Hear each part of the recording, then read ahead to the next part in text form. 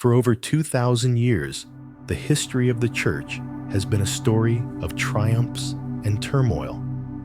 From its birth in the dark catacombs of Rome under persecution, to its rise as the official religion of the Roman Empire, from the East-West Schism to the bloody Crusades and the brilliance of the Renaissance.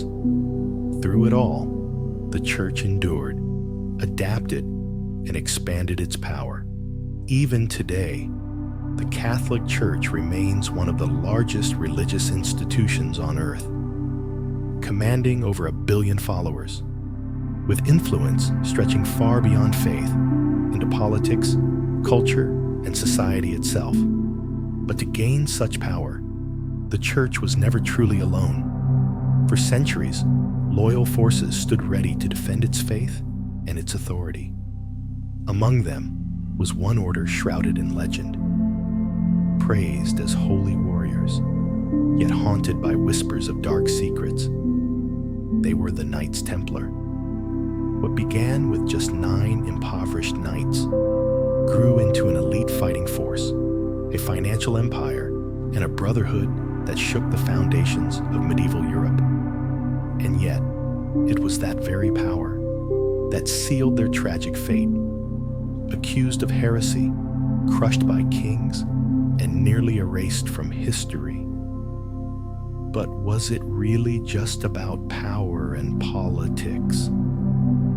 Or does the fall of the Templars hide a deeper mystery, one forever tied to the Holy Grail? After the First Crusade, Jerusalem fell into the hands of the Christian armies. Pilgrims from across Europe poured into the city, their hearts burning with faith, believing they had finally set foot on the holiest ground of their religion. But that victory was fragile, an illusion of safety. Beyond the city walls, darkness still reigned. Muslim forces controlled much of the surrounding land, and the roads leading to the holy city had become hunting grounds for raiders, bandits, and mercenaries. These pilgrims, armed with nothing but a cross and their faith, were easy prey. Ambushed in mountain passes, stripped bare in the deserts, many perished before they ever reached the sacred city they dreamed of. Jerusalem, though reclaimed, was far from a land of peace. And out of this chaos, an idea was born. There needed to be warriors of God, men who were both monks and knights, willing to sacrifice their lives to protect defenseless pilgrims. In the year 1119, 9 poor knights, led by Hugues de Paillon, founded a new kind of order. They lived with the austerity of monks, but carried the swords of warriors, swearing to defend pilgrims with their very blood. From this humble beginning, they were granted quarters on the Temple Mount itself, the site linked to the legendary Temple of Solomon. And from that moment, the Knights Templar were born.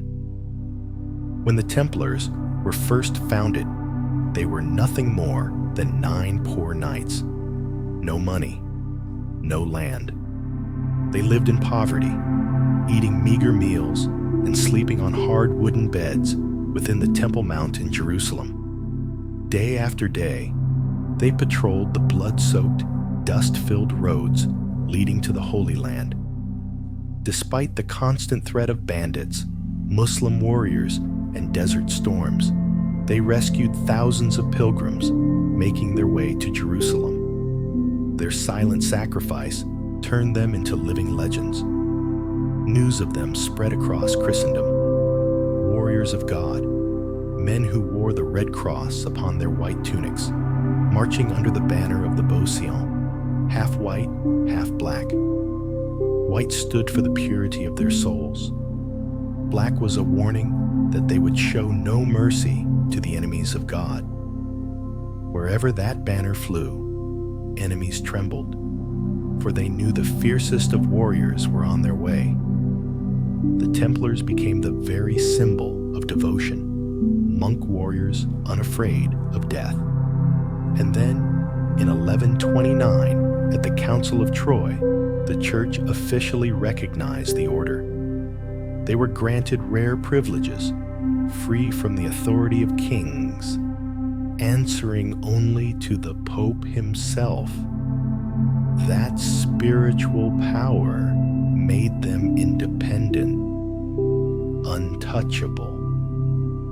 And then, the Knights Templar quickly carved their place in history with legendary victories. While most European knights fought for glory and land, the Templars lived by unbreakable rules, written in their founding charter, known as the Latin Rule. First, they swore never to retreat. Unless they were outnumbered 3-1, a Templar would fight to the last breath. That vow made them a wall of steel against any attack. Second, they did not fight for personal gain, but for the higher cause of faith and protecting pilgrims. Personal property was forbidden. Every piece of loot belonged to the order. This made them united, incorruptible, and loyal beyond measure. Third, they lived under strict discipline. Their clothing was simple. Pure white robes marked with a crimson cross, symbolizing purity and sacrifice. They were forbidden from lavish meals, idle talk, and on the battlefield they marched as one, like a holy army. Fourth, they embraced the spirit of martyrdom. For a Templar, death on the battlefield was not tragedy, but the ultimate glory. Their blood, shed on sacred soil, was seen as the price of protecting faith and the Holy Land. These harsh rules forged the Templars into one of the most elite forces of the Middle Ages, respected by allies and feared by enemies. During the Crusades, they were always sent to the most dangerous missions, guarding pilgrims across deserts crawling with raiders, or standing firm in brutal sieges before the gates of Jerusalem. In one battle, just a few dozen Templars held back thousands of Muslim cavalry, refusing to yield until reinforcements arrived. Chronicles say their white tunics, embroidered with red crosses, turned crimson with blood. But still, they did not retreat. At the Battle of Moncassard in 1177, the Templars played a decisive role, helping King Baldwin IV, the Leper King of Jerusalem, defeat Saladin's massive army. That stunning victory shook all of Europe and elevated the Templars' fame to new heights. But their legacy wasn't built on war alone. On the pilgrim roads, they hunted down bandits, built safe rest stops, and protected the common people. In mighty fortresses like Crac des Chevaliers and Tortosa, they became impenetrable walls of stone, feared even by the strongest enemies. Every victory, every act of sacrifice forged their reputation. The Knights Templar were no longer just monks with swords. They were an unstoppable force, a living symbol of loyalty and strength. After their glorious victories defending the Holy Land, the Knights Templar were not only praised as warriors of God, they were granted privileges unlike anything history had ever seen. In 1139, Pope Innocent II issued the papal bull Omni Datum Optimum. This document transformed the Templars into a completely independent force. They answered to no bishop, no king, only the Pope himself. They were exempt from taxes, yet had the right to collect them, amassing vast lands all across Europe. They could build their own churches, cemeteries, and fortresses, entirely free from local church authority. And most importantly, they were entrusted with guarding treasures, gold, silver, and wealth deposited by nobles, monarchs, and the faithful. This privilege turned the once poor knights into the treasurers of Europe. But they didn't stop there. The Templars invented what many historians call the first system of modern banking. A pilgrim could deposit his wealth in Paris and withdraw it safely in Jerusalem, holding only a coded slip issued by the order. Secure, convenient, revolutionary. From warriors, they became bankers. From paupers, they became landlords.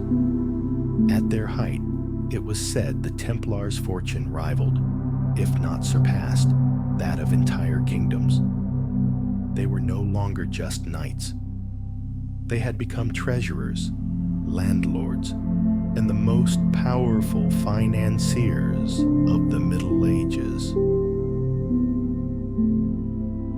The 12th and 13th centuries, the golden age of the Knights Templar. In just over 100 years, the order came to control thousands of castles, fortresses, and estates stretching across France, England, Spain, Portugal, and even deep into the Holy Land of Jerusalem. These massive stone strongholds were more than just military bases. They stood as unshakable symbols of power and prosperity. But where did such unimaginable wealth come from? From vast donations of land, gold, and silver, given by nobles and the faithful, convinced they were offering their treasures to God. From the Templars' pioneering banking system, allowing kings, merchants, and pilgrims to deposit money in Europe and withdraw it safely in the Holy Land. And from their victories on the battlefield, bringing spoils of war, the right to collect taxes, and above all, the blessing and protection of the Pope. But the Templars' wealth was not just in castles or land. They held something far more terrifying: control over the very flow of money across Europe. As pioneers of medieval finance, the Knights Templar invented systems of deposits and promissory notes. A pilgrim could leave his gold in Paris, and months later, after crossing the Mediterranean, withdraw the exact same amount in Jerusalem, using nothing more than a slip of parchment sealed with the Templar crest. This innovation turned the order into the safest bank of the Middle Ages. And their clients? Not just ordinary pilgrims, but kings, queens, and even popes. Monarchs borrowed fortunes from the Templars to fund their armies, to build their fortresses, even to wage wars. Entire kingdoms became dependent on the order's endless streams of capital. Whispers spread that a single decision by the Templar Grand Masters could topple a throne or raise a dynasty to power. Soon, they were no longer just warriors of the faith. They had become a shadow empire, wielding influence that reached beyond anything the church or the crowns of Europe could contain. With thousands of castles, estates, and a financial network spanning the continent, the Knights Templar resembled a nation unto themselves. A nation without borders, without kings, loyal only to their own sacred mission. They commanded elite armies, unmatched wealth, and most dangerously of all, they owed allegiance to no earthly throne. To kings, this made them both indispensable and intolerable. And to the church, long accustomed to absolute power, the Templars became a looming shadow, a force that could one day rival even the Holy See itself. Rumors spread like wildfire. If the Templars chose, they could establish a new nation, a new dynasty, perhaps even a new church. And it was this very possibility that planted the seed of fear. Fear that would one day destroy them. The 13th century marked a turning point. One by one, the Crusades crumbled into failure. The Holy Land fell back into Muslim hands, and the Templars' mighty fortresses in Jerusalem, Acre, and beyond were shattered. A force once hailed as the shield of the church suddenly had no battlefield, no war to fight, and no holy cause to uphold. Their military role withered, but their power and their wealth did not. On the contrary, the Templars still commanded thousands of castles, vast estates, and most importantly, a financial network that stretched across all of Europe. They were no longer just knights. They had become the most sophisticated bankers of the Middle Ages.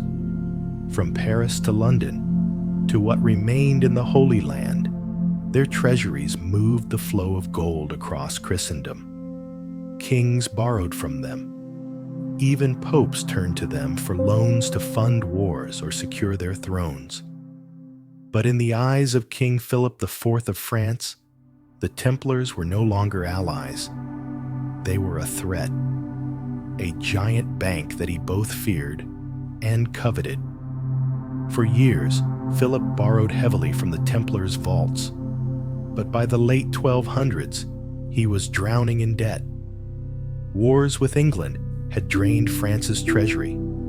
The sums owed to the Templars grew so vast, repayment was impossible. And so, a cruel but simple solution emerged.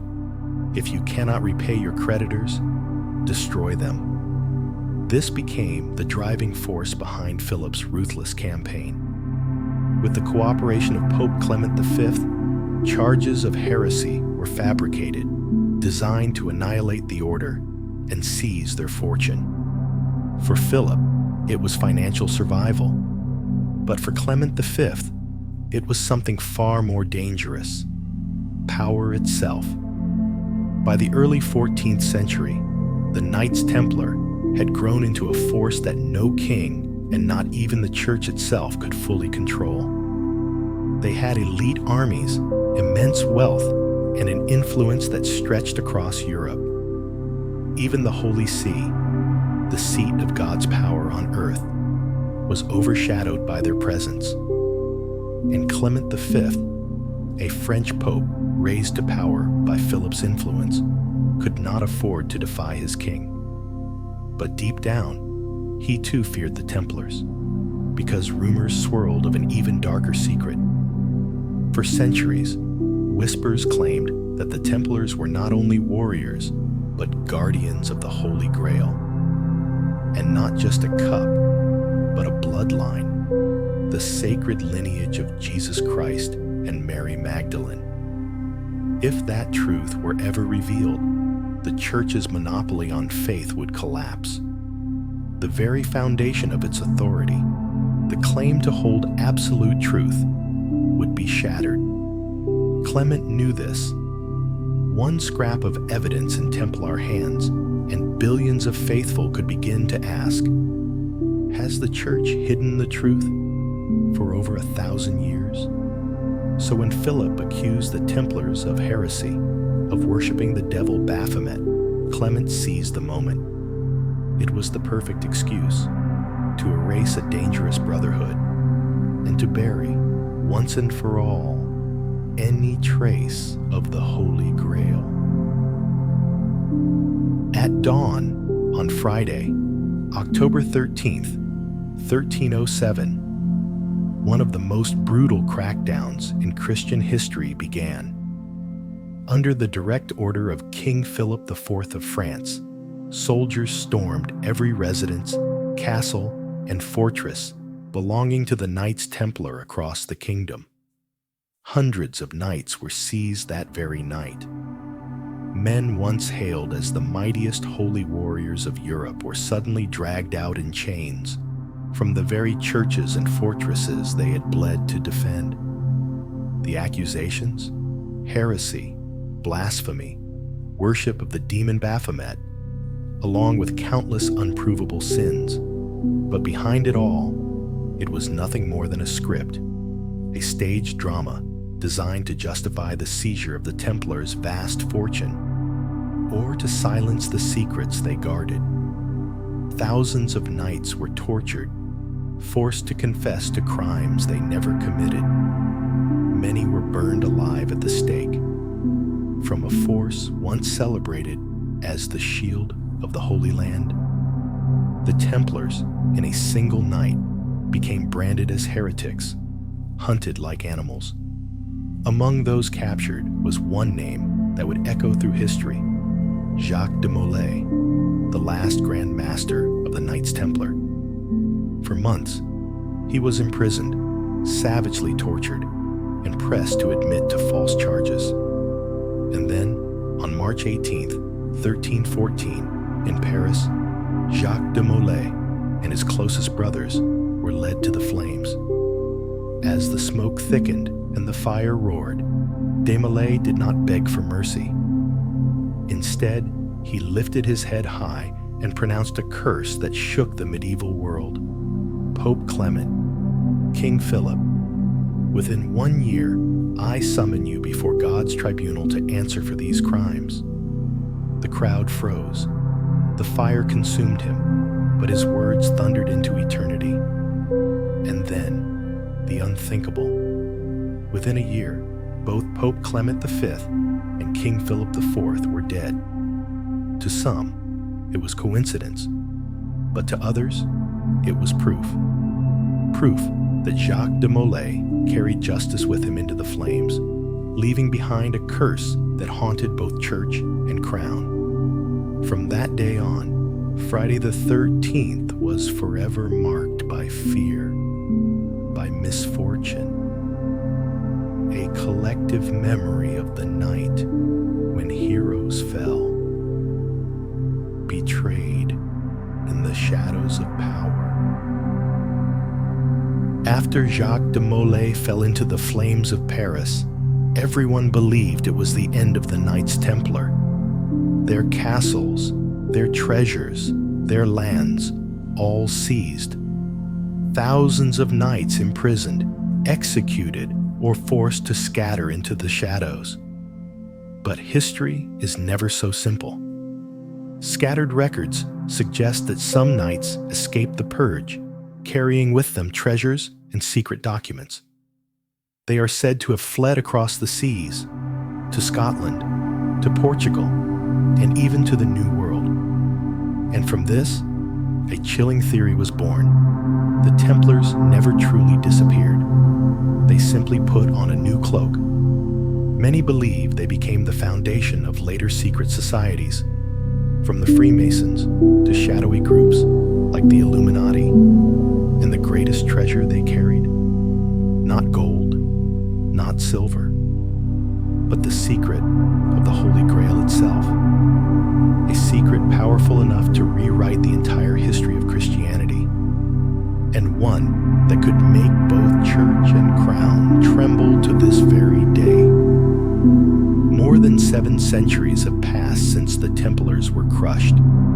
Their name, once enough to strike fear into enemies, now echoes like legend.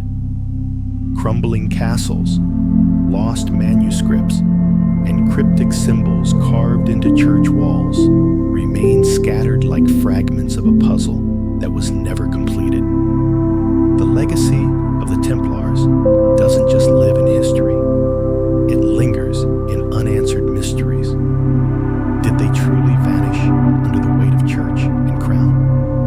Or did they survive, disguised, leaving their mark in secret societies that endure to this very day? And most important of all, did they really guard the Holy Grail itself? The ultimate symbol of life, faith, and power, protected with their very blood?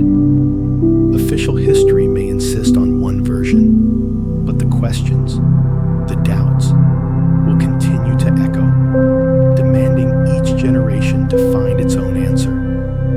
Were the Templars merely the remnants of a Crusader order, or the eternal guardians of the greatest secret in human history? And perhaps the greatest secret of the Templars has not been lost to time. Maybe it still hides in the shadows,